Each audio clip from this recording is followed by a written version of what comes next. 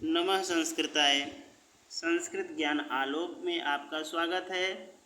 आज हम लोग श्रीमद् भागवत गीता के द्वितीय अध्याय के 22वें श्लोक से अध्ययन करेंगे।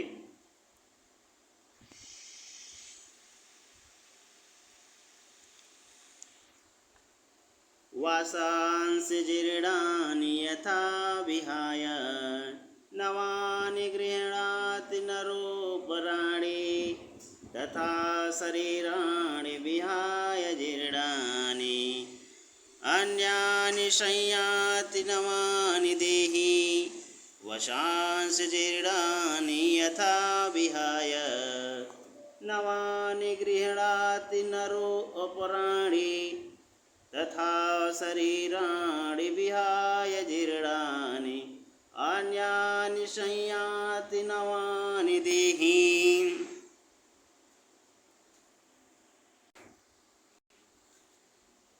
इसमें भगवान श्री कृष्ण अर्जुन को उपदेश देते हुए आत्मा की विशेषता बताते हैं और कहते हैं कि वाशांसि जीर्णानि यथा विहाय, यथा माने जैसे, जैसे अर्थात यह जो है सबसे पहले कपड़ा और आत्मा से तुलना किया जा रहा है। जिस प्रकार वस्त्र कपड़े को धारण करता है और त्याग करता है, उसी प्रकार से आत्मा की भी तुलना किया है। तो यहाँ पर लिखा है कि यथा, यथा माने जैसे,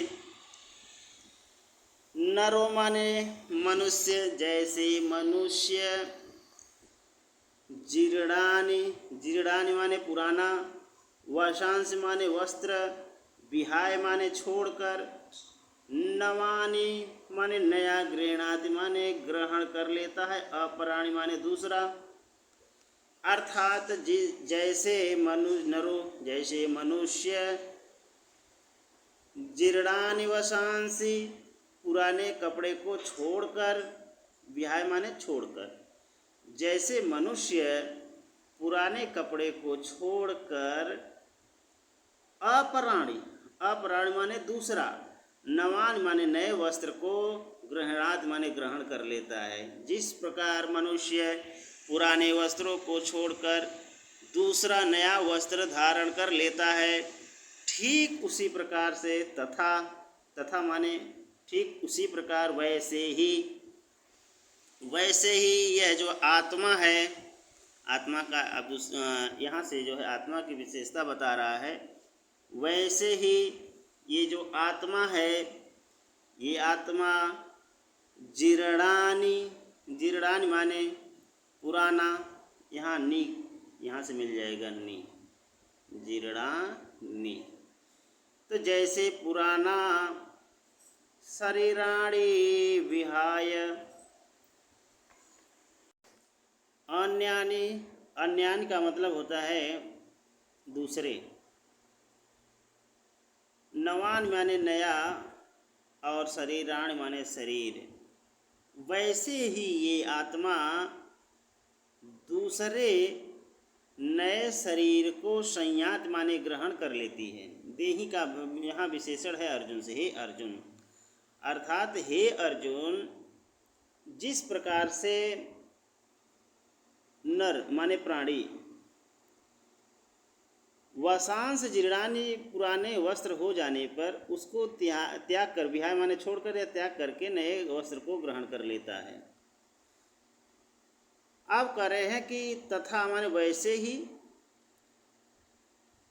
वही जो आत्मा है, वो आत्मा जीर्णानि शरीराणि विहाय, मतलब पुराने वस्त्र को छोड़ करके, अन्यान माने दूसरे, नयवान माने नए, संयात माने ग्रहण कर लेता है या सम्मिलित हो जाता है। उसी प्रकार से ये आत्मा पुराने शरीर को छोड़ करके नए शरीर को धारण कर लेती है। देही का मतलब हे अर्जुन, हे अर्जुन। इसका हम लोग अर्थ देखते हैं। अर्थ में क्या है कि जैसे मनुष्य पुराने कपड़ों को छोड़ करके दूसरे नए कपड़े धारण कर लेता है, ऐसे ही देही का भावार्थ यहाँ भी अर्जुन है, अर्जुन अर्थात है आत्मा से संबंधित पुराने शरीरों को छोड़ करके नए शरीर में चला जाता है। अब हम लोग जो है श्लोक नंबर 23 का अध्ययन करेंगे। नैनं छिन्दन्ति शस्त्राणि नैनं दहति पावकः न चैनं क्लेदयन्त्यापो न शोषयते मारुतः। ये इसमें कह रहे हैं कि नैनं छिन्दन्ति शस्त्राणि नैनं दहति पावकः। अब इसका विच्छेद करेंगे, विच्छेद करने पर बनेगा न एनम, न एनम। न माने नहीं, एनम माने यह अर्थात आत्मा। इसमें भी आत्मा के विषय में ही समझा रहे हैं भगवान श्री कृष्ण अर्जुन को। तो न एनम अर्थात यह आत्मा शस्त्राणि, शस्त्रों के द्वारा, शस्त्राणि का मतलब शस्त्रों के द्वारा छिन्दन्ति, छिद्र छिंद कर देना या काट देना या छिन्न भिन्न कर देना। तो कह रहे हैं कि एनम यह आत्मा शस्त्राणि शास्त्रों के द्वारा न छिन्दन्ति, उसे काटा नहीं जा सकता। अब फिर कह रहे हैं कि न एनम दहते पावकः। फिर यहाँ भी न एनम, न माने नहीं, एनम माने यह आत्मा, दहत माने जलाना, पावकः माने अग्नि। पावक अर्थात कह रहे हैं कि इस आत्मा को, एनम माने यह आत्मा या इस आत्मा को, पावकः माने अग्नि, न दहति जला नहीं सकती, न माने नहीं, दहत माने जलाना, अर्थात अग्नि इस आत्मा को जला भी नहीं सकती। फिर ये कह रहे हैं कि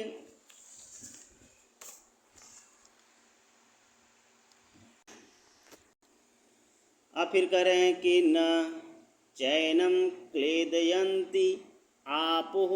आपो का मतलब जल, न माने नहीं, च माने और, एनम माने यह आत्मा, क्लेदयन्ति, क्लेदयंत माने कष्ट पहुँचाना, अर्थात उसको जो है डुबो देना, क्लेद कर देना, उसको जो है अपने जल में समाहित कर लेना, अर्थात च माने और यह आत्मा, इस आत्मा को, आपो माने जल, न माने नहीं, यह आत्मा इसको कभी डुबो नहीं सकती या इसको गीला नहीं कर सकती। क्लेदन माने गीला करना या डुबोना।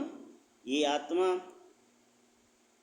जल के द्वारा भी गीला नहीं किया जा सकता।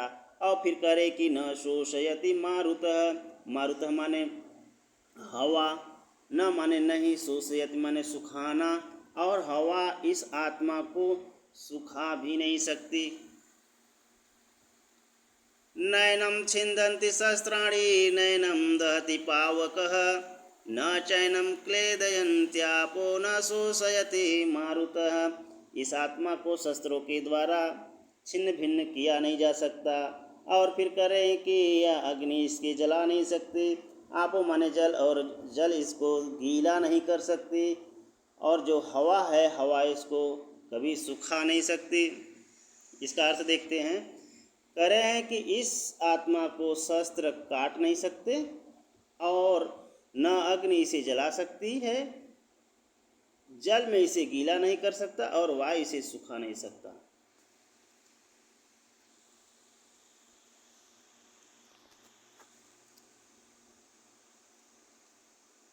अब इसमें भी आत्मा के बारे में बता रहे हैं भगवान श्री कृष्ण। अच्छेद्यो अयं दाह्यो अयं क्लेद्यो शोषेव च नित्यः सर्वगतः स्थाणु अचलो अयं सनातनः। अच्छेद्यो, अछेद्य,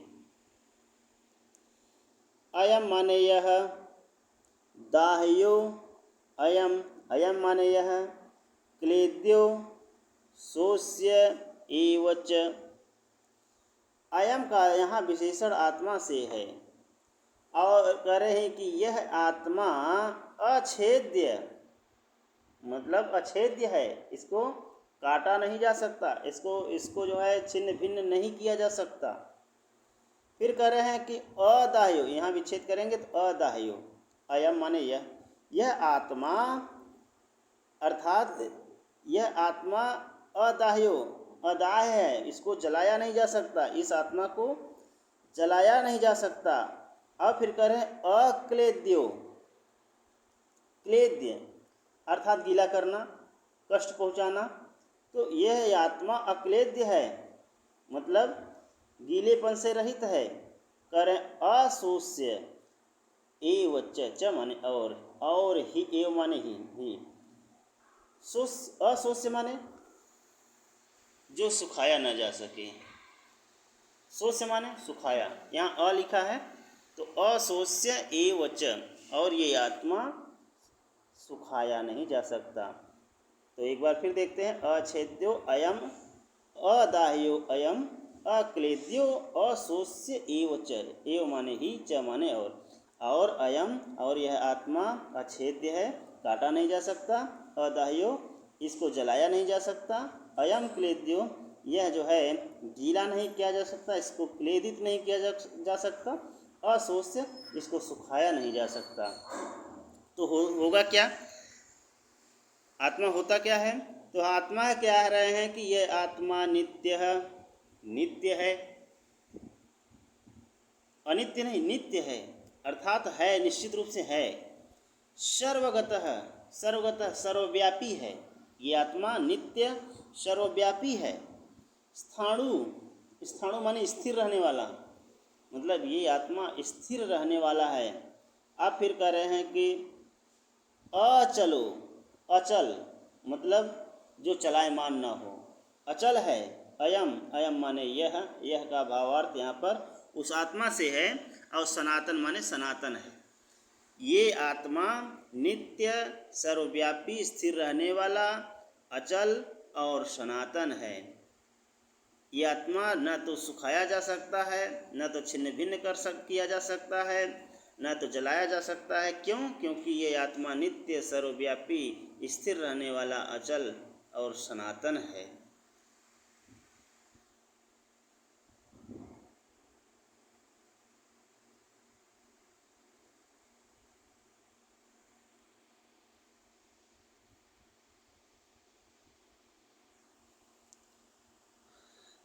अब श्लोक नंबर 25 देखते हैं, दूसरे अध्याय का 25। इसमें भी भगवान श्री कृष्ण अर्जुन को उस आत्मा के बारे में बता रहे हैं।